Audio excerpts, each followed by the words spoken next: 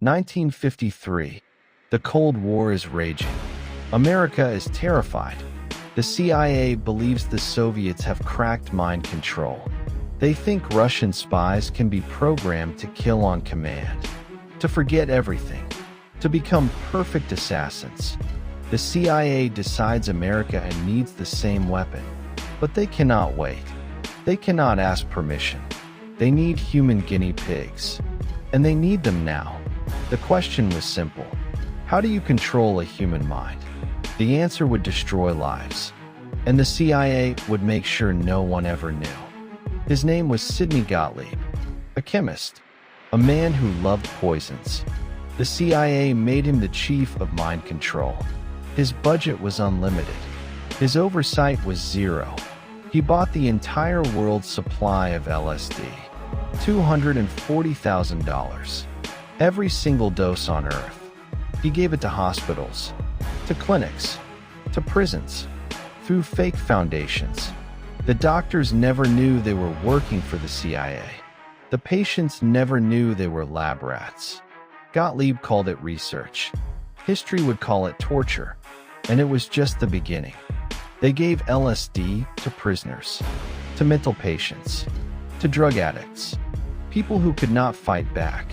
Whitey Bulger, the Boston crime boss. He was told it was a schizophrenia cure.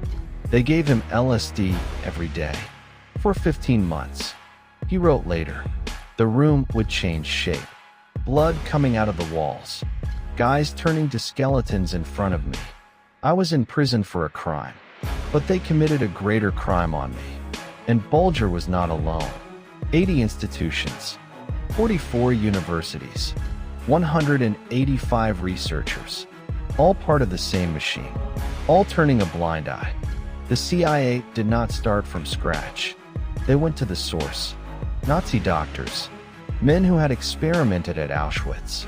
At Dachau, the CIA hired them, brought them to America, to Fort Detrick, to lecture on poison gases, on mescaline, on how to break a human mind. General Walter Schreiber, the former Surgeon General of the Nazi Army. He approved experiments at concentration camps. Now he was advising the CIA. The same methods, the same madness, just with a different flag. This was not conspiracy. This was documented. This was declassified.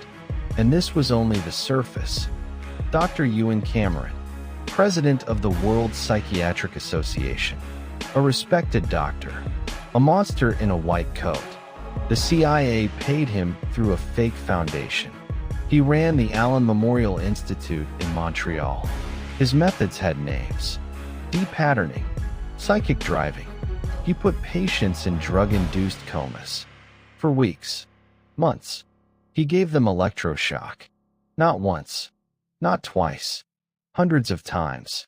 He played the same message on loop. For 20 hours a day. Speakers under their pillows. You are nothing. You are weak.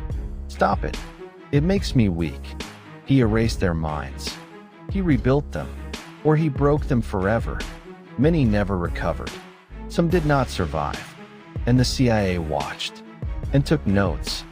In New York, in San Francisco, the CIA rented apartments.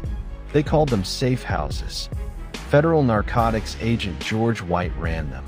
He would meet people in bars, buy them a drink, slip LSD into their Cointreau, then watch, through a two-way mirror, as they lost their minds, as they screamed, as they begged for help. The CIA called it observation. The victims called it a nightmare they never woke up from. Some ended up in hospitals. Some ended up dead. And no one was ever told why. Frank Olson, a CIA scientist. He worked on the program. Then he had doubts. He wanted to quit. In November 1953, the CIA invited him to a retreat. They put LSD in his drink. He had a breakdown. He told his wife. He told his friends. He was going to expose everything. The CIA panicked.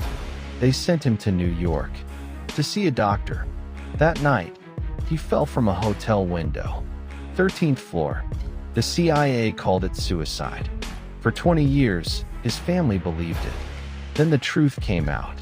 The CIA had admitted it. They had drugged him. They had driven him to the edge. And then they pushed him off. Watergate is exploding. The CIA is terrified of exposure. The director orders all MKUltra records destroyed. Every file, every photo, every name, burned, shredded, erased. But they missed one box. Misfiled. Forgotten. In 1975, journalist Seymour Hersh broke the story. The New York Times. Congress was outraged. The Church Committee investigated. The Rockefeller Commission. But most of the evidence was gone. The victims could not prove what happened. The CIA could not be held accountable. And Sidney Gottlieb, the poisoner-in-chief, he retired. He grew orchids. He died in peace, while his victims still lived in hell. Project MKUltra ran for 20 years. It cost millions. It destroyed hundreds of lives. And it achieved nothing. No mind control. No perfect assassins. No truth serum. Just pain. Just trauma. Just the darkest chapter in CIA history. But here is the most terrifying part. We will never know the full truth. Most records are gone. Most victims are dead. And the CIA, they learned one lesson. Not that this was wrong, but that next time, they should not leave a paper trail. The mind control program failed. But the secrecy, that worked perfectly.